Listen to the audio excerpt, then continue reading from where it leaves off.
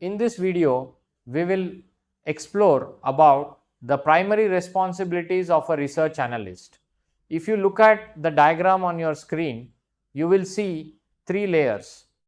This illustrates that an analyst cannot look at a company in isolation. To truly understand and evaluate the growth of a business, we have to look at the bigger picture. We start from the outside layer, which is the economy, then we move into the specific industry, and finally we look at the company itself at the center.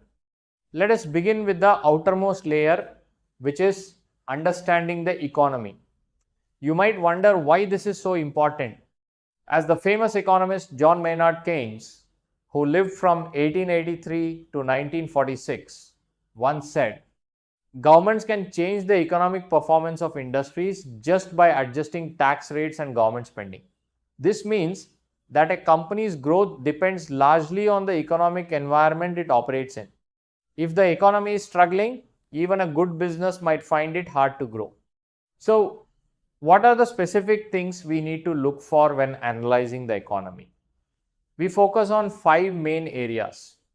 First, we track changes in macroeconomic factors like national income, inflation, interest rates, and the unemployment rate. Second, we look at government actions, specifically fiscal and monetary policies and their impact. Third, we watch the money flowing in from outside, known as foreign direct investment or FDI, and foreign portfolio investors or FPIs. Fourth, we look at savings and investment patterns. And finally, we consider global factors that impact GDP growth based on export and import transactions. Once we have a handle on the economy, we move one layer inward to understanding the industry. It is important to remember that different industries face different challenges and opportunities. For example, what works for the technology sector might not work for the automobile sector. To understand an industry, we have to analyze the regulatory environment and the specific business models used. We also need to study the competition, operating factors, how sensitive demand is to price changes, and how consumers behave in that market. Now that we understand the environment and the industry, we arrive at the center of our target, which is understanding companies. To explain this concept simply, let us use a cricket analogy. Think of Rahul Dravid and Virender Sehwag. Both were great batsmen, but they were very different players. Dravid had a defensive style, while Sehwag had an aggressive style. If I asked you who would perform better, you could not give a simple answer. You would need a deeper analysis of the pitch, the game type, and the opposition's bowling strengths.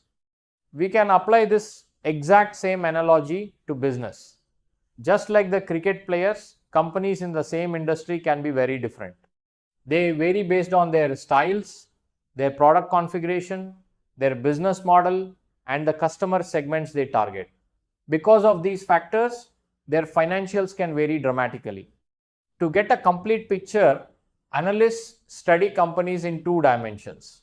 We call these qualitative understanding and quantitative understanding. Let us first look at qualitative understanding. This is all about understanding the intangible factors. These are things you cannot easily count, but they are often what makes a firm perform better than its peers. Here, we look at the strengths and weaknesses of the business model. We evaluate the qualifications and capabilities of the management team. We also assess the brand power, the competencies of the employees, and the level of customer satisfaction. Finally, we have quantitative understanding.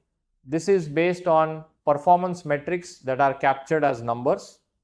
On one side, we have financial information provided in balance sheets and profit and loss statements. This includes looking at cash flows, assets, and liabilities. On the other side, we have non-financial information. These are still numbers, but they relate to operations such as production figures, capacity utilization, employee productivity, geographical expanse, and market share percentage.